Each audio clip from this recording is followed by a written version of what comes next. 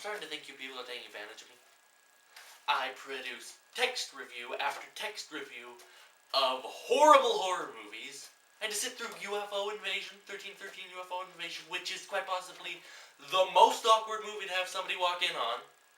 To see some scantily clad hunk tied to a bed with some redhead aspirations on his penis coming at him with a syringe. Do you have any idea how awkward that gets? Really fucking awkward! I had to sit through the devil inside with the priest mobile, and quite possibly the most abrupt ending I could see in a movie, other than just having the director walk through and smack the audience in the face, which I'm almost positive is how the Jonas Brothers movies end. I mean, that's the only thing you could possibly do. That's the only possible way you could end those movies. Except maybe the Fred movies, and just have Fred walk in and whip hydrochloric acid at whoever is still sitting there. If you haven't walked out by that point, I mean, you kind of deserve it. The point is, look, if I can't get your attention by typing out a million words, not these words, because the possum always rings twice, it's about a gecko. Stop changing the subject. If I can get your attention by that, fine. I'll put on a silly motherfucking hat, put on my Spider-Man sweater, because that means that I am obviously a hardcore gangster for shizzle. I desperately hope that that's not offensive slang. I really don't know any more gangster slang, changes every 10 seconds. But obviously I should know because I'm a hardcore gangster. Stop changing the subject. Point is, let's do a video review. Fine. Screw you too. Let's review The Last Exorcism, a movie which already has a sequel, so this title can fuck right off.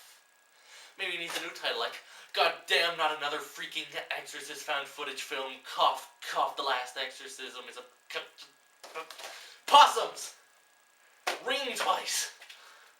That's not helping. Okay. Let's do this. The film opens with the main character, a preacher named Cotton, who is half preacher and half circus clown. Just another reason to trust both preachers and circus clowns. Seriously. Disturbing. Anyway, unlike The Devil Inside, which treated exorcism as an episode of Mythbusters, but with significantly less explosions, The Last Exorcism tries to shove the Bible down your throat like a proactive man whore.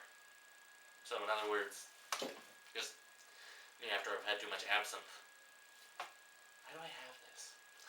After a Bible lesson by Cotton, which says that Jesus was also an exorcist, which really, wouldn't you rather be watching that movie? Jesus as a ghostbuster? Come on. Seriously. I would pay my own left leg to see that movie.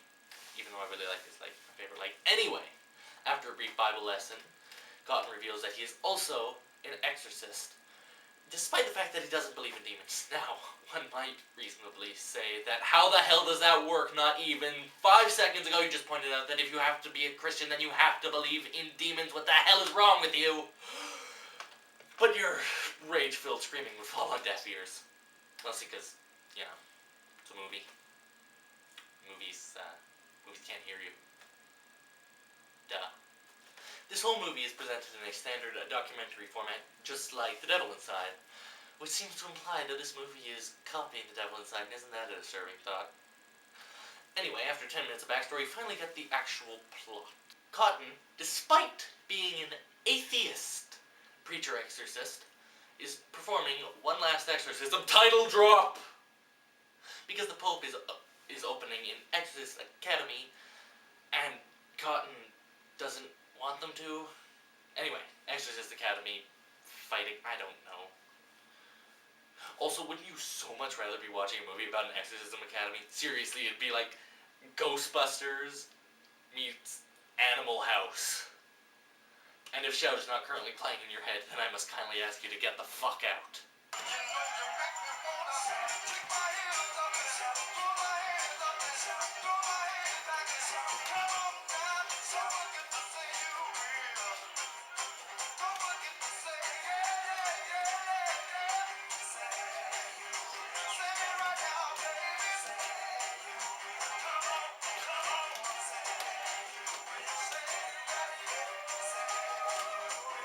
Cotton and crew hop into their bookmobile and head on down to Exorcism USA, Before they leave, of course, Cotton has to say goodbye to his wife and kids, with plenty of merry farewells and kisses, and don't worry, love, of course I'll be back soon. You can practically see a big sign floating above their heads, will not survive to the end of the movie. Leave dramatic tension at the door. We get to meet our standardized, creepy, pale teenage girl filled with the devil of the hour. Seriously, where did I get those girls? Do they just grow them on trees, buy them wholesale? What? They're everywhere. Nell, and because that's her name, and I'm going to be saying it a lot, is not as cute, or scary, or funny as the girl who played Annalise from Annalise the Exorcist Diaries, so this girl can spoon a grain pressure for all I care. The bitchy brother to Nell, named Caleb, in case you were curious, even though I know you weren't, taunts Cotton by saying, "Ha, all your exorcisms are fake, good sir." He didn't use that accent, I just prefer if he did. Cotton naturally disagrees to this egregious statement. I mean, come on, we wouldn't be watching an exorcism movie about a guy who fakes his exorcisms. That's just pointless. And next scene is him faking his exorcisms. Insert wah wah wah music where applicable. Now, this is, as they say in the film industry, fucking stupid! See, if you're making a documentary about exorcisms, why would you show him faking the exorcisms? That's like going, oh yes, all aliens are fake, and then showing a screenshot from fucking Halo. If you admit that it is fake, it loses all impact. That's the reason why all of these found footage films insist on pretending that it's real, because then they can at least try to have an impact. They can try. And if you admit that it's fake from the get-go, it loses all meaning.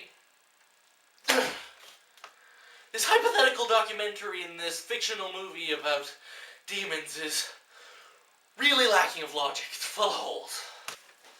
Anyway, the fake-exorcism Anyway, the fake-exorcism begins, and it naturally involves way too many candles, a 99-cent sound system, because, you know, that's ghostly, tying wires to various things and shaking them, yells a lot, and, of course, setting a cross on fire. Yeah, that's the best way to appeal to your stupid god. Light a cross on fire. Cotton, you're the worst preacher ever. You could seriously just boink a statue of the Virgin Mary, and you're still not getting any worse than light the cross on fire. I'm pretty sure he'll hate that more than the stupid crucifixion. At least they were going for a purpose to crucifix this guy. Okay, no, you're just bored with a pile of timber wood thinking, oh hey, how can I make this production easier? I know, light a cross on fire. Not even religious. And that's the dumbest thing I've heard all day. Other than the whole fake-exorcism thing. So, second worst. You have to work up to the worst. But, who am I to claim? I mean, it works. Nell is free! Yay, Nell is free. Nell is free. Nell is free. I mean, it's not like this is a fake out. It's not like there's an hour left to the movie. No. Nell is free! Yay, everyone. Pass around the absinthe. I'm sure that absolutely nothing dramatic will happen, and it's just going to be Cotton dancing for the rest of the runtime. Yeah, that's great. Everything is perfect forever! You know there ain't no rest for the